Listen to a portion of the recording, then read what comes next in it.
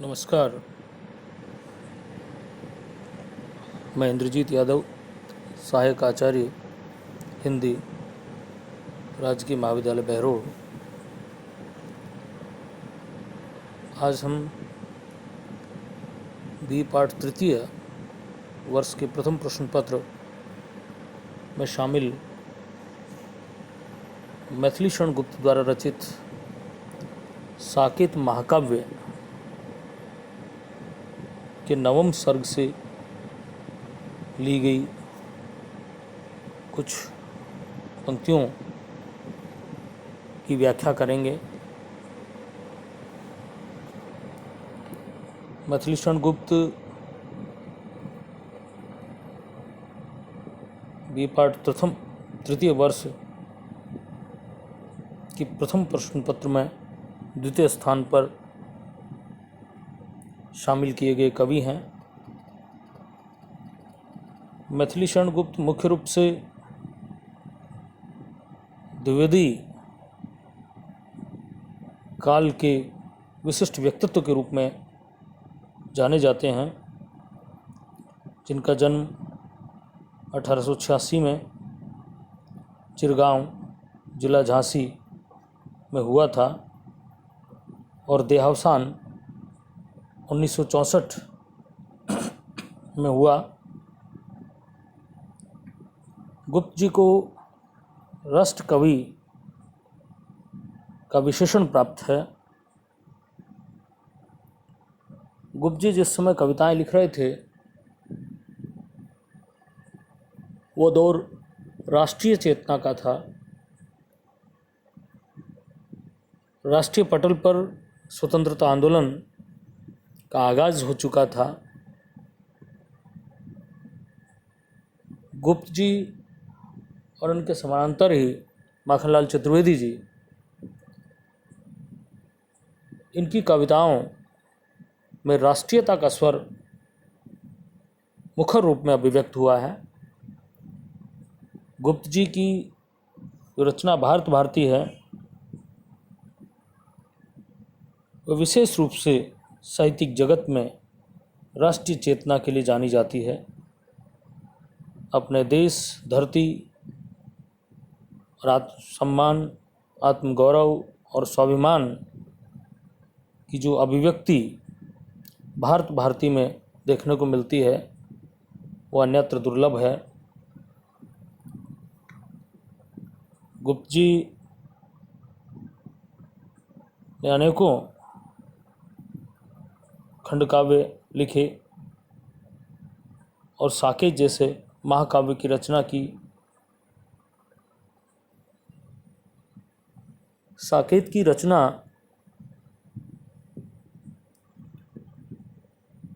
महावीर प्रसाद द्विवेदी द्वारा सरस्वती में प्रकाशित एक लेख था, कवियों की उर्मिला विषयक उदासीनता। उन्हें ध्यान दें कि महावीर प्रसाद द्विवेदी ने सरस्वती पत्रिका में कवियों की उर्मिला विषयक उदासीनता नामक एक लेख लिखा, जिससे प्रेरित होकर मैथिलीशरण गुप्त जी ने साकेत की रचना की।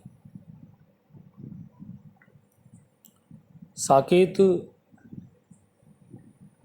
विशेषकर उर्मिला को केंद्र में रखकर लिखा गया महाकाव्य है। उर्मिला जो कि लक्ष्मण की पत्नी थी,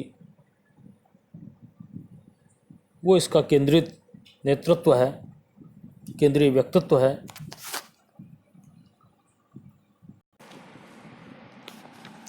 जो विषय वस्तु हमारे पाठ्यक्रम में शामिल है, वो साकेत के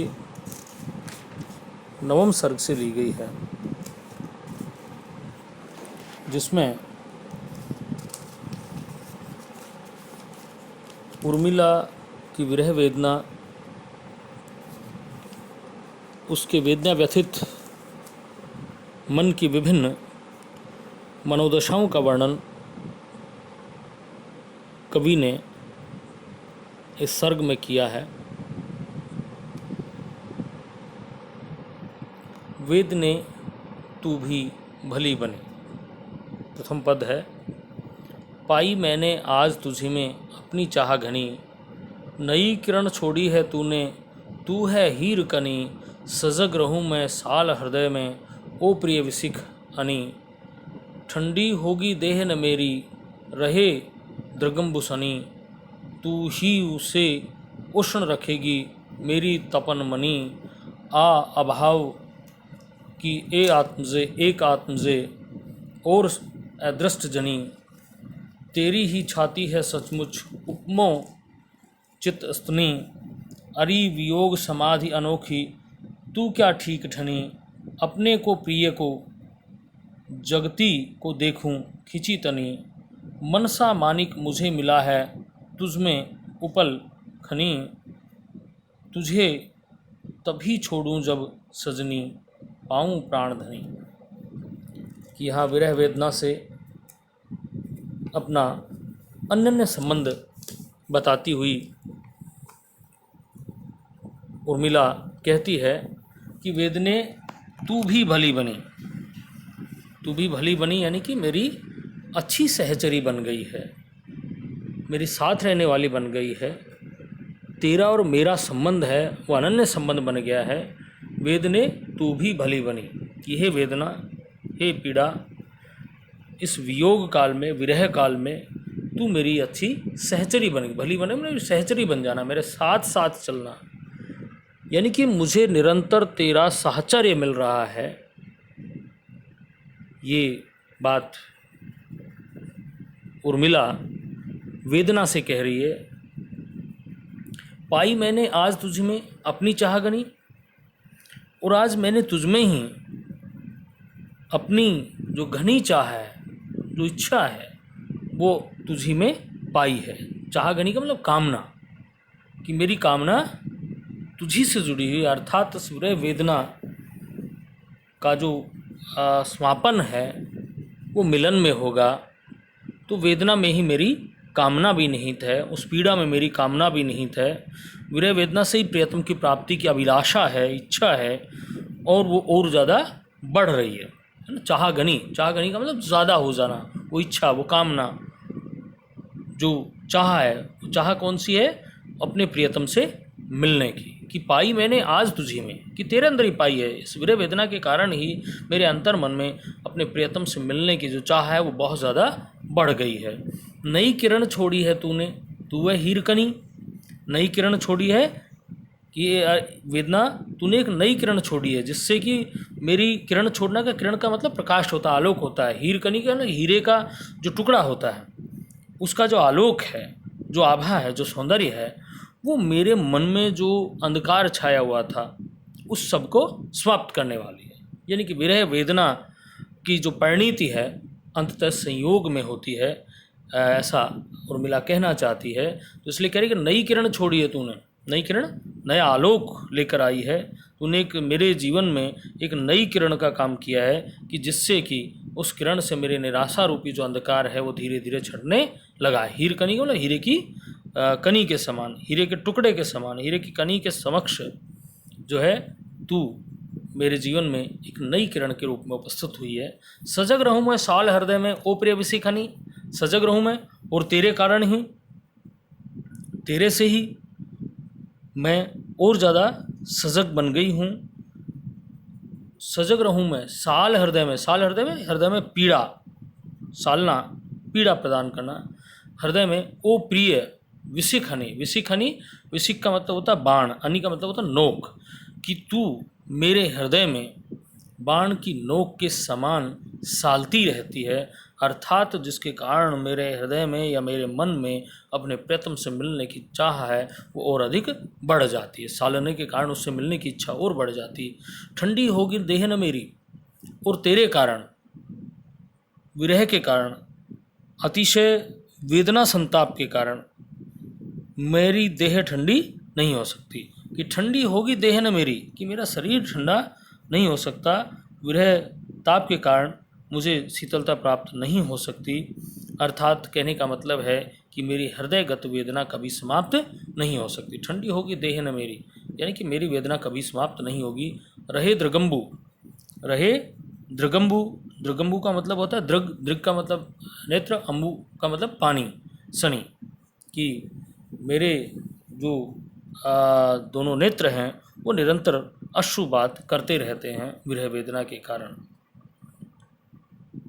तू ही उसे उष्ण रखेगी मेरी तपन मनी, कि तू ही उसे उष्ण रखेगी, तू मेरे हृदय को उष्ण रखेगी, गर्म रखेगी। उष्ण का मतलब होता है गर्मी से, गर्म रखेगी। तू मेरे लिए तपन मणि, तपन मणि का मतलब सूर्यकांत मणि के समान है, कि तू मेरे लिए सूर्यकांत मणि के समान है, जो मेरे शरीर को उष्ण रखेगी, अर्थात मेरी गर्मी, शरीर की जो गर्मी है मुझे शांत नहीं होने देगी, मेरे को जीवित बनाए रखेगी। शीतल हो, ठंडे हो जाने का मतलब होता है एक प्रकार से मर जाना, लेकिन इस विरह वेदना के कारण मेरा शरीर ठंडा नहीं होगा, और जिससे कि मेरी चेतना बनी रहेगी। अभाव की एक आत्म से और अदृष्ट जनी, अभाव की एक आत्मजय, अभाव की आत्मजय कहा गया है। अभाव के आत्मजय का मतलब प्रियतम का अभाव है, मेरा प्रिय कहीं चला गया है, मेरे प्रियतम कहीं चले गए हैं, और उनके जाने के कारण, उनके अभाव के कारण ही तेरा जन्म हुआ है। अर्थात कहने का मतलब है कि वेदना प्रिय के अभाव के कारण पैदा होती है। प्रिय जब कहीं चला जाता है, कहीं दूसरी जगह चला जाता है, तो उस अवस्था में वेदना पैदा होती है। अभाव की एक आत्मजय, ये अभाव की आत्मजय, आत्मजय का मतलब क्या होता है? पुत्री, कि अभाव की पुत्री। किसको कहा गया है? वेदना, पीड़ा को, कि वेदना को अभाव की बेटी बताया गया है। और अदृष्ट जनी, अदृष्ट जनी का मतलब अदृश्य की पुत्री, ठीक, यानी कि जिसे देख नहीं सके हम। किसको? प्रियतम को। प्रियतम को यदि नहीं देख पाते हैं, जनी का मतलब होता है जन्मी, अदृश्य के कारण जन्मी है, यानी कि प्रियतम कहीं चले गए हैं और प्रियतम दिखाई नहीं दे रहे हैं, तो उसके दिखाई नहीं देने के कारण, अदृश्य हो जाने के कारण तेरा जन्म हुआ है। ठीक है, समझ में आ रहा है कि पहली बात है कि अभाव की एक आत्मजय, ये अभाव के कारण पैदा हुई है। आत्मजय का मतलब पुत्री, अभाव की पुत्री है तू। अभाव किसका? प्रियतम का। मेरे प्रियतम मेरे पास नहीं है, और उनके नहीं होने से, उनके अभाव के कारण से तेरा जन्म हुआ है। दूसरे तरफ अदृश्य जनी, अदृश्य जनी का मतलब ये कि अदृश्य हैं या दिखाई नहीं दे रहे।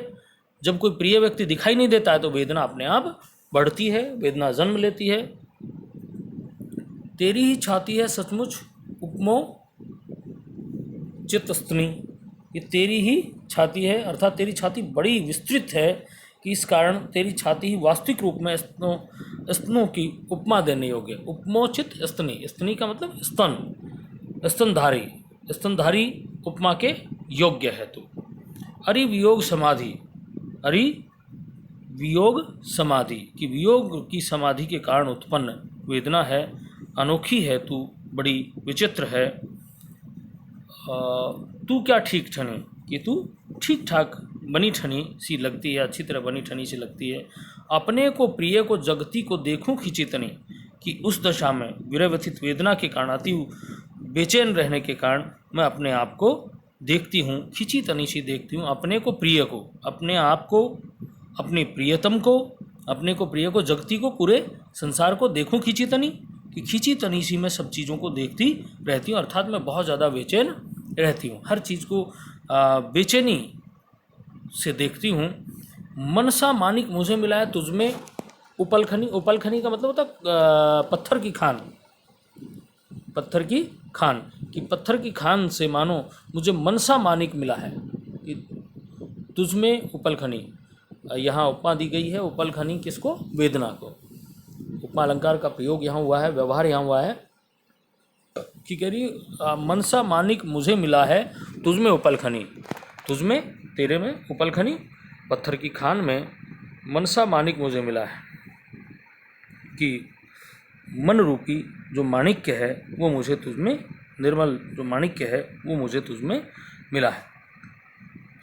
तुझे तभी छोड़ूं जब सजनी पाऊं प्राणधनी,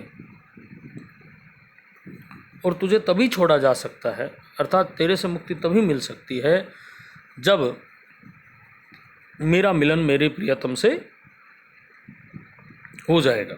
तुझे तभी छोड़ूं जब सजनी पाऊं प्राणधनी, यानी कि प्राणों के धनी को, प्राणों के स्वामी को, मेरे प्राण रूपी धन को अर्थात प्रियतम का सामीप्य पालूंगी, तभी तुझे छोड़ सकती हूँ।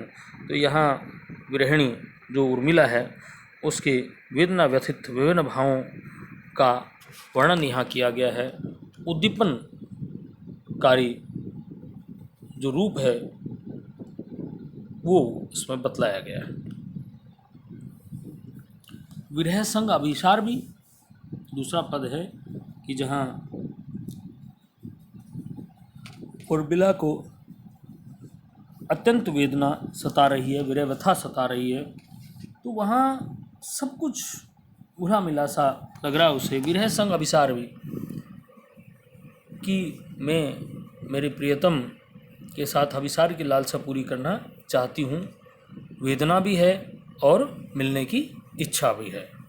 भार जहाँ आभार भी, कि जीवन रूपी भार होने पर भी इसके लिए आभार मानती हूँ, या जीवन भार भी लग रहा है और मैं उसका धन्यवाद भी ज्ञापित करती हूँ, आभार भी मानती हूँ।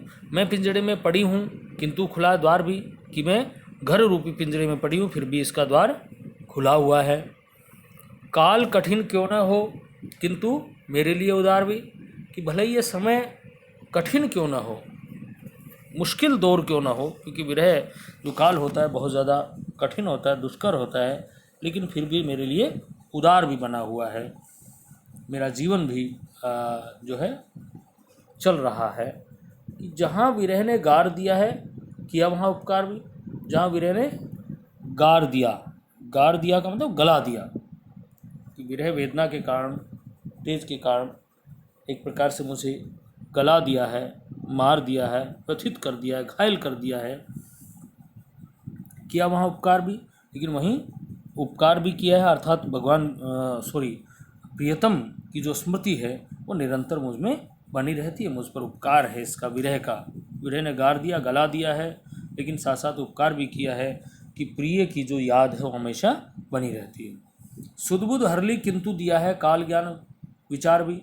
सुधबुध उसने मेरी हर ली है, विरह वेदना के कारण मेरी चेतना सुषुप्त हो गई है, फिर भी काल ज्ञान विचार भी, काल का ज्ञान दिया है, समय का ज्ञान दिया है कि अच्छा बुरा जो समय है वो कैसा होता है, बुरे समय, भले बुरे समय का ज्ञान जो है मुझे आज हुआ है, और विचार भी, कि विचार क्षमता भी उसने मुझे प्रदान की है, सोचने की सामर्थ्य भी उसने मुझे दी है।